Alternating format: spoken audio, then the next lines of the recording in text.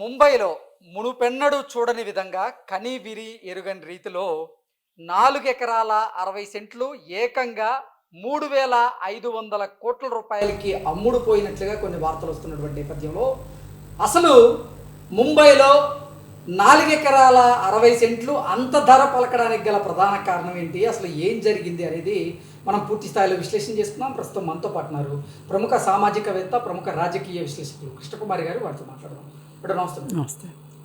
ముంబైలో 4 ఎకరాల 60 సెంట్ల భూమి సుమారుగా 3,500 కోట్ల రూపాయలకి అమ్ముడుపోయినట్లుగా, అసలు ముంబై చరిత్రలో కని విని ఎరుగని రీతిలో ఇంత ధర పలకడం ఇదే మొదటిసారి అన్నట్టుగా కొన్ని వార్తలు వస్తూ ఉన్నాయి. ఏంటి అసలు 4 ఎకరాల 60 సెంట్లు ఎందుకు సుమారుగా 3,500 కోట్ల రూపాయలు పలికింది ధర అంటే ఏం చెప్తారు? ఇప్పుడు మనం దేశం మొత్తం మీద బొంబాయి ఒక విశిష్టమైన ప్రాధాన్యత ఉంది బొంబాయికి. అదేంటి అంటే అది వాణిజ్య రాజధాని మన భారతదేశానికి. రాజకీయ రాజధాని ఢిల్లీ కావచ్చు, కానీ ఆర్థిక వాణిజ్య రాజధానిగా స్టాక్ మార్కెట్ దగ్గర నుంచి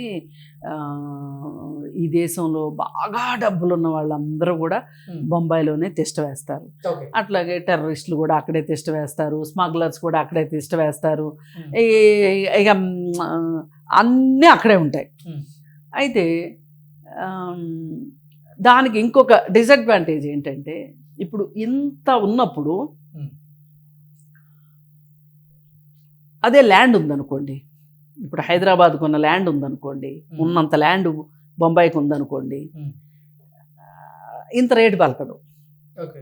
అయితే ఎందుకు లేదు అంటే సముద్రం దాన్ని పరిమితం చేస్తుంది. ఇప్పుడు హైదరాబాదు మీరు ఎటన్నా వెళ్ళండి, వెళ్ళలేవు, సముద్ర తీర ప్రాంతం అసలు ఉండదు, ఫుల్ స్టాప్ లేదు దీనికి. మీరు ఎంత దూరం వెళ్ళినా కానీ ఇప్పుడు హైదరాబాదు విజయవాడ కలిసిపోతే కూడా ఈ మధ్యలో భూమితో ఏమైనా చేయొచ్చు. ఏదైనా భూమి ఉంటేనే కదా ఏమైనా చేయగలిగేది. అందుకే ల్యాండ్ ఇంత వాల్యుబుల్ ఎందుకు, ఇంత విలువ ఎందుకు అంటే భూమిని తయారు చేయలేము మనం. ఇప్పుడు డైమండ్స్ ఉన్నాయి, ల్యాబ్ గ్రోత్ డైమండ్స్ అని వస్తున్నాయి. అంటే ల్యాబ్లో వజ్రాలు తయారు చేయొచ్చు, ల్యాబ్లో భూమిని తయారు చేయొచ్చా? తయారు చేయలేము. అందుకే భూమికి అంత విలువ. అయితే ఈ విలువ డిమాండ్ సప్లైని బట్టి ఉంటుంది ఎప్పుడైనా. ఇప్పుడు డిమాండ్ ఎక్కువ ఉంది, సప్లై తక్కువ ఉంది, రేట్ ఎక్కువ ఉంటుంది. సప్లై ఎక్కువ ఉంది, మన విజయవాడ హైవేలో విపరీతమైన సప్లై ఉంది, డిమాండ్ తక్కువ ఉంది, రేటు రావట్లా. అదే ఇప్పుడు గచ్చిబౌలి ఏరియా ఉంది, డిమాండ్ ఎక్కువ ఉంది, సప్లై తక్కువ ఉంది, రేట్ ఎక్కువైంది. ఎందుకు గచ్చిబౌలి దగ్గర గజం 200 ఉన్న రోజుల్లో రామోజీ ఫిలిం సిటీ దగ్గర కూడా 200 ఉంది. మరి మణికొండలో రేటు ఇవాళ 1,50,000 అవుతుంది గజం దగ్గరలో. రామోజీ ఫిలిం సిటీ దగ్గర ఎందుకు పెరగరా? ఎందుకంటే అక్కడ ఒక ఫైనాన్షియల్ డిస్ట్రిక్ట్ రాలా, అక్కడ ఒక హైటెక్ సిటీ రాలా. అంటే 100 కోట్లు మనం అనుకున్నాం. ముంబైలో చూసుకున్నట్లయితే 4 ఎకరాల 60 సెంట్లు ఏకంగా 3,500 కోట్లు అంటే 900 కోట్లు పడింది ఎకరం అక్కడ. అంటే మన కోకాపేట రేటుకి 9 రెట్లు రేట్ ఎక్కువ ఉంది. దీన్ని బట్టి మనకు అర్థమైంది ఏంటి అంటే అక్కడ డిమాండ్ చాలా ఎక్కువ ఉంది, ల్యాండ్కి సప్లై తక్కువ ఉంది కాబట్టి. అలాగే ఈ వాణిజ్య రాజధాని కాబట్టి రకరకాల ఆఫీసులు, అంతర్జాతీయపరమైన ఫైనాన్షియల్కి సంబంధించి అంటే కమర్షియల్ యాక్టివిటీ అక్కడ ఎక్కువ ఉంటుంది కాబట్టి అక్కడ రేట్ ఎక్కువ ఉంటుంది. ఇప్పుడు మనం ఏమనుకుంటాము, ఇక్కడ మన దగ్గర ఒక కౌంటరు వ్యాపారం, ఏదైనా ఒక చిన్న షాపు, చిన్న బడ్డీ షాపు, రోజుకి బాగా అసలు అబ్బా వచ్చిన కస్టమరు వచ్చినోడు వచ్చినట్టే ఉంటున్నాడు అంటే మహా అయితే 5 లక్షలు కౌంటర్ అనుకుందాం. ఇదే కౌంటరు అక్కడ అయితే గనక 1 కోటి రూపాయలు అవుతుంది. అంత వేరియేషన్ ఉంది. ఇప్పుడు ఒక చిన్న ఏరియాలో 4 వైపులా 4 టేబుల్స్ వేసుకుని కూర్చుంటారు 4 ఫోన్లు పెట్టి కూర్చుంటారు. ఏం బిజినెస్ చేస్తారో ఎవరికి అర్థం కాదు. నలుగురికి సాయంకాలం అయ్యేసరికి వాళ్ళ బిజినెస్ వాళ్ళకి అవుతుంది. ఇప్పుడు మనకి ఇక్కడ కోవర్కింగ్ వచ్చింది చూసారా, ఆ టైప్లోనమాట.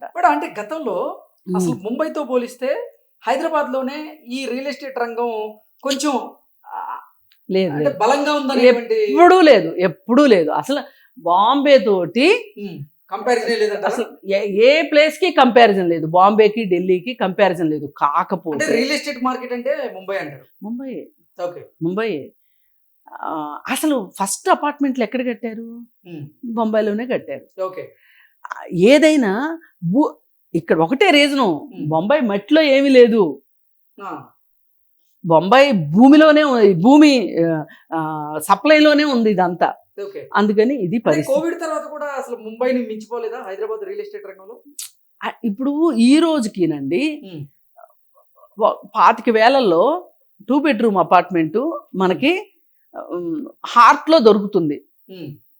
హైదరాబాద్ హార్ట్ ప్లేస్ లో ఇవాళ హార్ట్ ప్లేస్ అనేది ఏది? మాదాపూర్, కొండాపూర్, గచ్చిబౌలి, ఇయే కదా. 25,000కి 2 బెడ్రూమ్ అపార్ట్మెంట్ దొరుకుతుంది,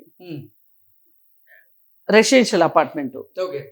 అదే బాంబేలో ఇవే వసతులతో ఉండే బాంబే హార్ట్ ఏది? అంధేరి, బాగా బిజినెస్ జరిగే ఏరియా అంధేరి, అక్కడ జరుగుతుంది. ఇంకా కొన్ని ప్రాంతాలు ఉండొచ్చు, అది బహుశా నాకు తెలియకపోవచ్చు. అక్కడ కూడా ఈ 25,000 అనుకున్నది ₹1,00,000 పైన ఉంటుంది రెంట్. పై ఈ మాత్రం సౌకర్యాలు ఉండవు. గోడల నిండా సీపేజ్లు ఉంటాయి. అసలు చెప్పని అలవి కాదు.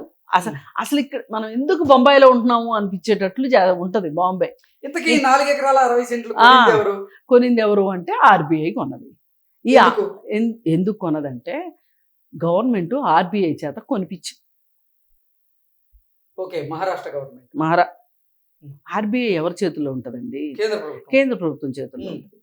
ఇప్పుడు అక్కడ గవర్నమెంట్ ఎవరిది? BJP government. వాళ్ళు కావాలని ఈ ల్యాండ్ కొనిపించారు. ఎందుకంటే ఆర్బీఐ దగ్గర నుంచి ఇన్ని డబ్బులు ఖర్చు పెట్టించటము అనేది, ఆర్బీఐ దగ్గర ఇన్ని డబ్బులు ఉంటే వేరే దానికి దేనికన్నా వాడుకోవచ్చు. ఆర్బీఐ అంటే గవర్నమెంట్, గవర్నమెంట్ అంటే ఆర్బీఐ. కానీ ఆర్బీఐ ఈ ల్యాండ్ ఆర్బీఐకి బోలెడ్ ల్యాండ్స్ ఉన్నాయి, ల్యాండ్ బ్యాంక్ ఉంది ఆర్బీఐకి. అలాంటప్పుడు వీళ్ళు కొనాల్సిన అవసరమే లేదు నన్ను అడిగితే. కానీ కొనిపించింది ఎందుకంటే వేలం వేశారు. ఈ వేలంలో అనిల్ అంబానీలు కొనుక్కోవచ్చు, అదానీలు కొనుక్కోవచ్చు, ఎవరైనా కొనుక్కోవచ్చు. అది ఇది కాదంటే హోమ్ మినిస్టర్ కొడుకు కూడా కొనుక్కోవచ్చు, అమిత్ షా కొడుకు కూడా కొనుక్కోవచ్చు. ఆయన ఇప్పుడు బీసీసీఐ చైర్మన్ కదా, ఆయనైనా కొనుక్కోవచ్చు.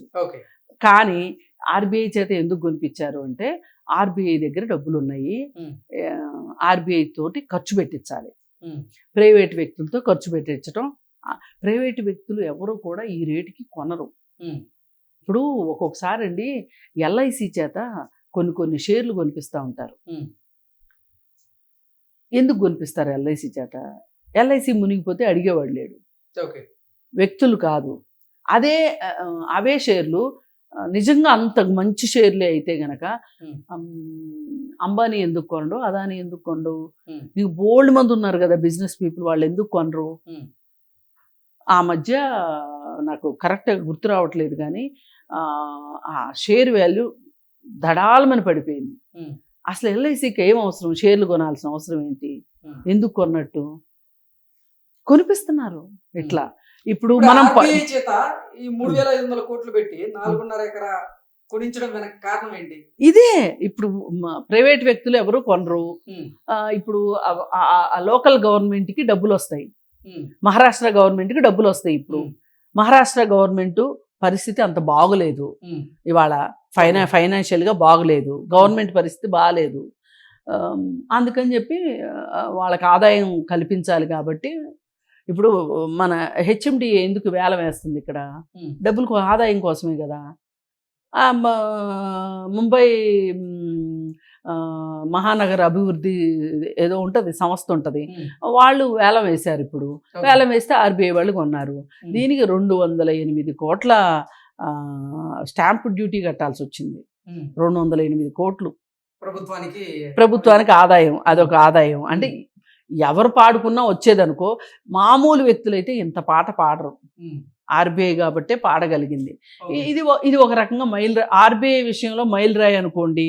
లేదు అనుకోండి, అసలు ఆ భూమి అంత వాల్యూ చెయ్యదు అనుకోండి, పోతే ప్రజల డబ్బే పోద్ది. ఆర్బీఐకి నష్టం అంటే దేశానికి నష్టం కదా. దేశం అంటే ఎవరికి? ప్రజలకే నష్టం. ఇప్పుడు మన వాళ్ళందరూ స్విస్ బ్యాంకుల్లో డబ్బులు దాచుకునే బదులు అట్లాంటివి కొనొచ్చు కదా. అందుకే పెద్దోళ్ళు చెప్పుంటారు, దేశం అంటే మట్టి కాదు, దేశం అంటే మనుషులే. అదే కదా. ఇప్పుడు దేశం అంటే మనుషులే కాదు, దేశం అంటే రియల్ ఎస్టేట్ అన్నట్టు అయింది. Okay madam, thank you. Thank you.